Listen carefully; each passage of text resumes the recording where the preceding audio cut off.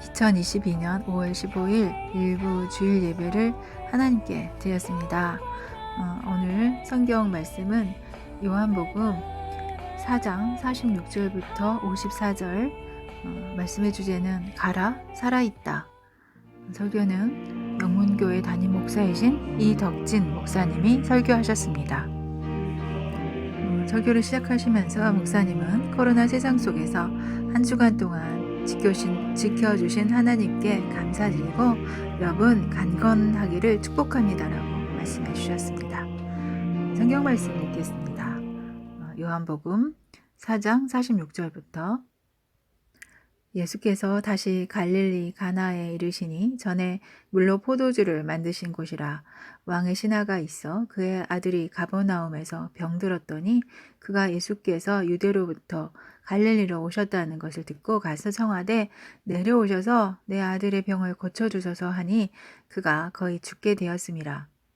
예수께서 이르시되 너희는 표적과 기사를 보지 못하면 도무지 믿지 아니하리라. 신하가 이르되 주여 내 아이가 죽기 전에 내려오셔서. 예수께서 이르시되 가라 내 아들이 살아있다 하시니 그 사람이 예수께서 하신 말씀을 믿고 가더니 내려가는 길에서 그 종들이 오다가 만나서 아이가 살아있다 하거늘 그 낫기를 시작한 때를 물은즉 이제 어제 7시에 열기가 떨어졌나이다 하는지라. 그의 아버지가 예수께서 내 아들이 살아있다 말씀하신 그때인 줄 알고 자기와 온 집안이 다 믿으니라. 이것은 예수께서 유대에서 갈릴리로 오신 후에 행하신 두 번째 표적이니라.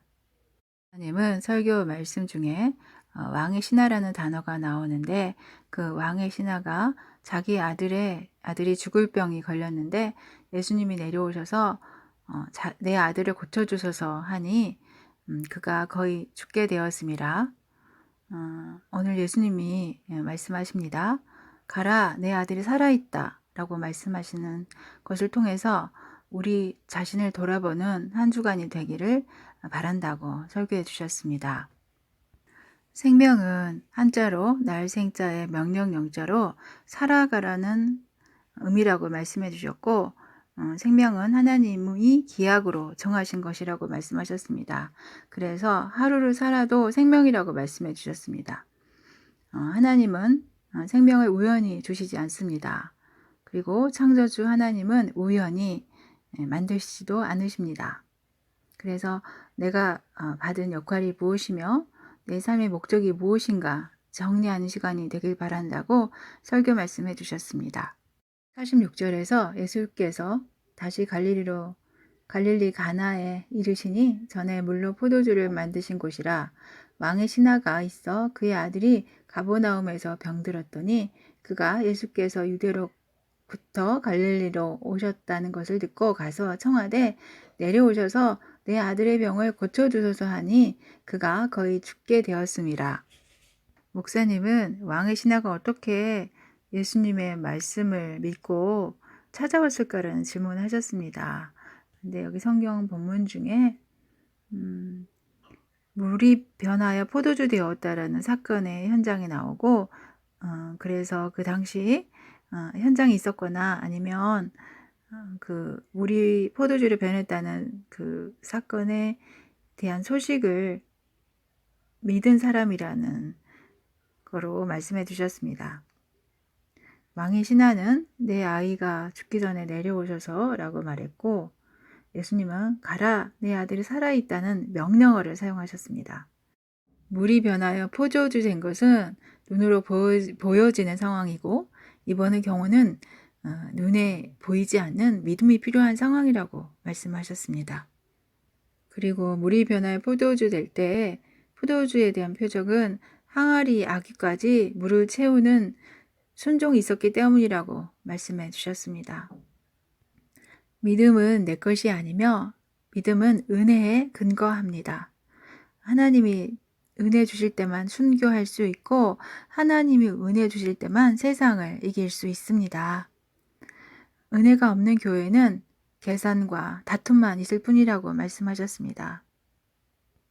우리가 믿습니다 말하며 하나님이 은혜 주실 때만 세상을 이길 수 있다고 말씀해 주셨습니다. 믿음은 곧 하나님의 은혜라고 말씀해 주셨습니다. 또한 인간은 절대로 믿음의 대상이 아니며 사랑의 대상이라고 말씀해 주셨습니다. 또한 말씀 중에 53절 그의 아버지가 예수께서 내 아들이 살아있다 말씀하신 그때인 줄 알고 자기와 온 집안이 다 믿으니라. 이것은 예수께서 유대에서 갈릴리로 오신 후에 행하신 두 번째 표적이니라. 목사님은 믿음은 깔끔한 믿음이 좋습니다. 우리 교회가 은혜가 사라지지 않기를 축복합니다라고 말씀해 주셨습니다. 그리고 가정에서도 하나님의 만극하신 은혜가 믿음으로 충만하여지기를 축복합니다. 사랑으로 가득하게 축복합니다라고 말씀해 주셨습니다. 목사님은 강조하셨습니다. 믿음을 가진 자는 가슴에 희망을 가진 자입니다. 믿음이 있다는 것은 희망이 있다는 것입니다. 하나님은 우리를 절대로 버리지 않으십니다. 하나님은 우리를 절대로 포기하지 않으십니다. 하나님은 우리를 도울 준비를 다 해놓고 계십니다. 그리고 우리는 하나님의 은혜를 떠나서 살 수 없습니다. 또한 성경을 떠난 교회는 아무 의미나 가치가 없다고 말씀하셨습니다. 그리고 목사님은 젊은 날에 1979년도 해외에 나갔을 때 말씀을 하시면서 세상을 보는 안목이 중요함을 강조하셨습니다. 목사님은 말씀하셨습니다. 믿음은 바라는 것의 실상이요 보이지 않는 것의 증거입니다. 그리고 돈을 벌 수 있는 사람은 돈이 가는 길을 알고 있다고 말씀하셨습니다. 여러분 세상 말로 대박 나기를 축복합니다라고 말씀해 주셨습니다. 가라 살아있다 라는 말씀을 붙들고 우리가 멋진 삶을 살기를 축복해 주셨습니다. 하나님은 우리와 함께 하신다는 것을 확신하고 확인하며 승리하는 여러분이 되기를 진심으로 축복한다고 말씀해 주셨습니다. 목사님은 이 복잡한 세상에서 믿음으로 이기도록 은혜 부어주시도록 기도해 주셨습니다. 마무리 기도해 주셨습니다. 하나님 은혜에 진심으로 감사드립니다. 긍휼히 여겨 주시옵소서. 은혜를 부어 주시옵소서. 축복을 허락하여 주시고 함께하여 주시옵소서라고 간절히 기도해 주셨습니다.